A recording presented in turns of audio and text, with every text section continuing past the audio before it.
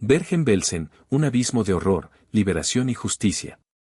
Un campo marcado por la crueldad. El campo de concentración de Bergen-Belsen, situado en Baja Sajonia, Alemania, no fue inicialmente concebido como un centro de exterminio masivo, pero las condiciones extremas de hacinamiento, hambre y enfermedades lo convirtieron en uno de los lugares más mortíferos del régimen nazi. La violencia en el campo no solo provenía de las órdenes de los altos mandos, sino también de las acciones cotidianas de los guardias y, en particular, de las guardianas, quienes infligían un sufrimiento constante a los prisioneros mediante castigos físicos, humillaciones y abandono. La liberación del campo en abril de 1945 reveló al mundo un panorama de horror que exigía justicia inmediata, marcando el inicio de un proceso para responsabilizar a los culpables. La liberación, un encuentro con el horror. El 15 de abril de 1945, las fuerzas británicas y canadienses, lideradas por el 63. Grados Regimiento Antitanques Británico, entraron en Bergen-Belsen. Aunque los informes iniciales sugerían que el campo albergaba principalmente prisioneros de guerra, lo que encontraron superó cualquier expectativa: decenas de miles de cuerpos sin enterrar, apilados en el barro, y cerca de 60.000 sobrevivientes, en su mayoría judíos, en un estado crítico de desnutrición, tifus y otras enfermedades. El olor era insoportable, los niños vagaban solos, y los adultos apenas podían moverse. Cada día, unas 500 personas morían debido a la epidemia de tifus y la inanición. Un emisario alemán, bajo bandera blanca, había advertido a los británicos sobre el riesgo de tifus, solicitando una tregua para evitar su propagación. Sin embargo, la magnitud de la catástrofe superó cualquier preparación. Los soldados, curtidos por los horrores de la guerra, no estaban listos para un escenario tan devastador. La liberación trajo consigo nuevos desafíos. Muchos sobrevivientes murieron en los días siguientes porque sus cuerpos, debilitados por años de hambre, no pudieron procesar los alimentos ricos proporcionados por los británicos, como carne enlatada y galletas. La falta de experiencia en el manejo de crisis humanitarias de esta escala complicó los esfuerzos iniciales. Los británicos obligaron a los guardias de las SS capturados a enterrar los cuerpos sin protección, exponiéndolos al tifus, lo que resultó en la muerte de 17 de ellos. 3 guardias fueron ejecutados tras intentar huir. La situación inicial fue caótica. Debido a la falta de personal británico, se permitió que tropas húngaras continuaran vigilando, lo que llevó a incidentes violentos, incluyendo el asesinato de prisioneros desesperados por comida. La epidemia de tifus seguía descontrolada, agravada por la escasez de medicamentos y la falta de condiciones higiénicas. Con el tiempo, los británicos trasladaron a muchos sobrevivientes a un campamento militar cercano, donde se instalaron hospitales de campaña y se distribuyeron alimentos más adecuados para personas desnutridas. Sin embargo, para miles de prisioneros, estas medidas llegaron demasiado tarde. El campo era un paisaje de desesperación, con cuerpos mezclados con el barro y un hedor que impregnaba todo. Los británicos obligaron a los guardias de las SS a enterrar a las víctimas en condiciones humillantes, reflejando el trato que ellos habían impuesto. Las imágenes captadas por los soldados, que circularon ampliamente, se convirtieron en pruebas cruciales en los juicios posteriores y sirvieron para mostrar al mundo la brutalidad de los campos de concentración.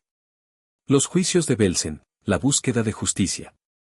5 meses después de la liberación, en septiembre de 1945, comenzaron los juicios de Belsen en un tribunal militar británico instalado en un gimnasio en Luneburgo, Alemania.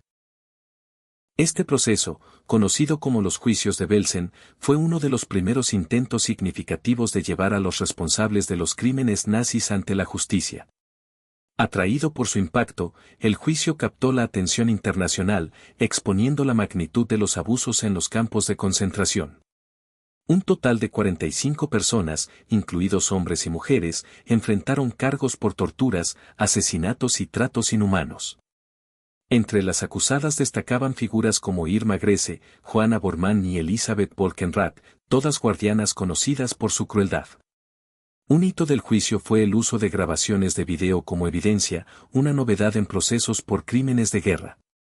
Las imágenes del horror en Bergen-Belsen, mostrando cuerpos amontonados y sobrevivientes en condiciones deplorables, dejaron una impresión imborrable en jueces, abogados y el público. Los testimonios de los sobrevivientes detallaron la brutalidad cotidiana. Castigos físicos, marchas forzadas, ataques con perros entrenados y el uso deliberado del hambre como herramienta de control.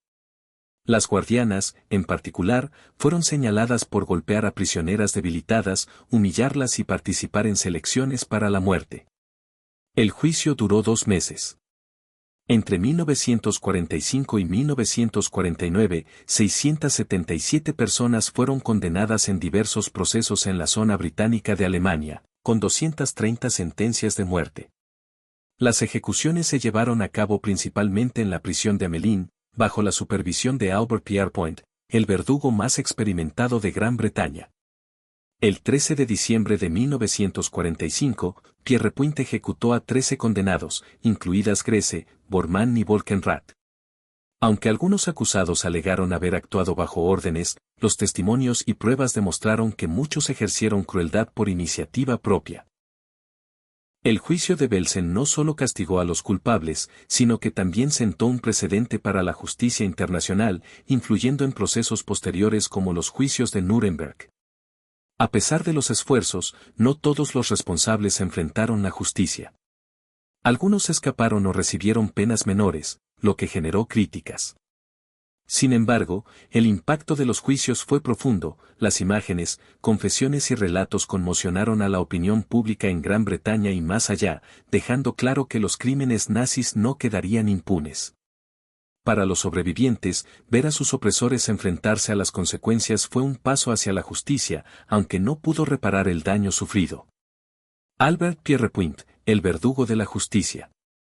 Albert Pierrepoint, nacido en una familia de verdugos, fue el encargado de llevar a cabo las ejecuciones en Amelín. Conocido por su profesionalismo, calculaba meticulosamente la longitud de la cuerda según el peso y la altura de los condenados para garantizar una muerte rápida. El 13 de diciembre de 1945, ejecutó a 13 personas, incluidas Irma Grese, Johanna Bormann y Elisabeth Volkenrath. La ejecución de Grese fue problemática, el ajuste de la cuerda falló, causando una muerte más lenta por estrangulación.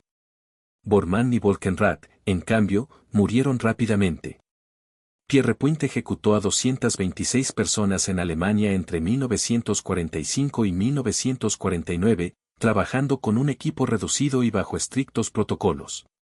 Consideraba su labor un deber, no una fuente de satisfacción, y siempre buscó que las ejecuciones fueran lo más humanas posible. Se retiró en 1956 tras un desacuerdo con el gobierno británico y murió en 1992, tras una vida tranquila como dueño de un bar en Southport. Irma Grese, la bestia de Auschwitz y Belsen.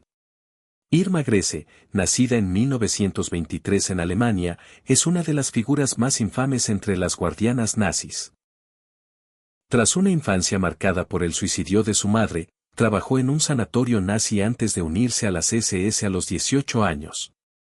En Auschwitz, supervisaba a miles de prisioneras con una crueldad extrema, usando un látigo de celofán, una pistola y perros entrenados para castigar. Participaba en selecciones para las cámaras de gas y era conocida por elegir a las prisioneras más jóvenes y hermosas para la muerte. En 1945, fue trasladada a Bergen-Belsen, donde continuó sus abusos en un entorno de caos y enfermedad. Capturada tras la liberación, fue condenada a muerte en el juicio de Belsen y ejecutada el 13 de diciembre de 1945, a los 22 años, siendo la mujer más joven ejecutada bajo la ley británica en el siglo XX. Elisabeth Volkenrath, la supervisora implacable.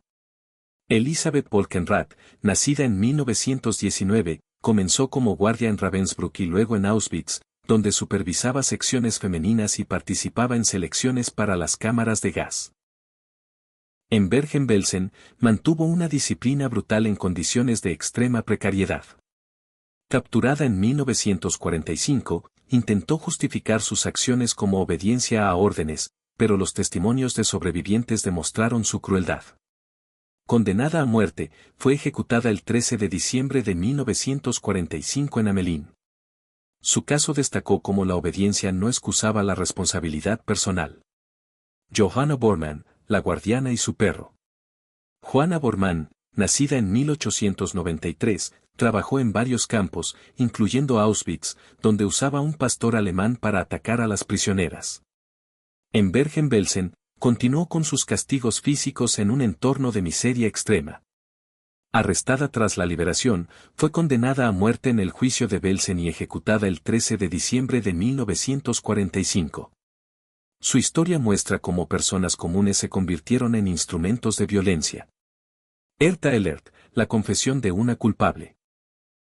Herta Ehlert, nacida en 1905, trabajó en Ravensbrück, Majdanek y Auschwitz antes de llegar a Bergen-Belsen.